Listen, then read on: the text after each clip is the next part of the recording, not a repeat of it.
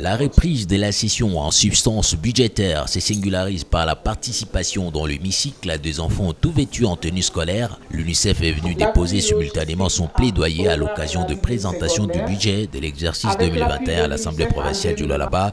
Elle demande une montée de 20% de fonds qui sont traditionnellement alloués à 7% pour l'appui à certains secteurs sociaux, en l'occurrence l'éducation, la santé et d'autres. Les enfants et les jeunes constituent le futur de la province, c'est-à-dire les futurs gouverneurs, les futurs députés, les cadres, les chefs de division et ainsi de suite.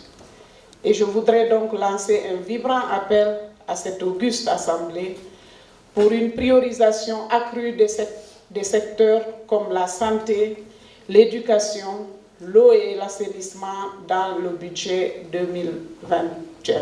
L'Organisation mondiale de l'éducation, dans leur programme de coopération avec la province, propose la construction de 2447 salles de classe pour fortifier la gratuité de l'enseignement, un moyen d'éviter les effectifs pléthoriques dans les écoles publiques. En outre, le comité des enfants a déploré le relâchement de leurs droits. Il est fort regrettable de constater que malgré la présence de ces richesses du sol et du sous-sol, la multiplicité des entreprises minières, plusieurs d'entre nous peinent à jouir pleinement de leurs droits dans leur intégralité.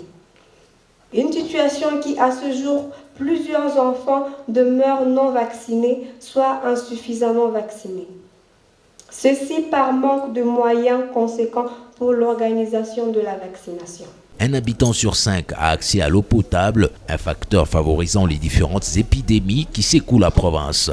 La construction des 100 points d'éduction d'eau par année serait un remède à la situation, a déclaré la chef de l'UNICEF dans le Grand Katanga et a rappelé le gouvernement provincial d'honorer son engagement de vaccination d'au moins 80% d'enfants.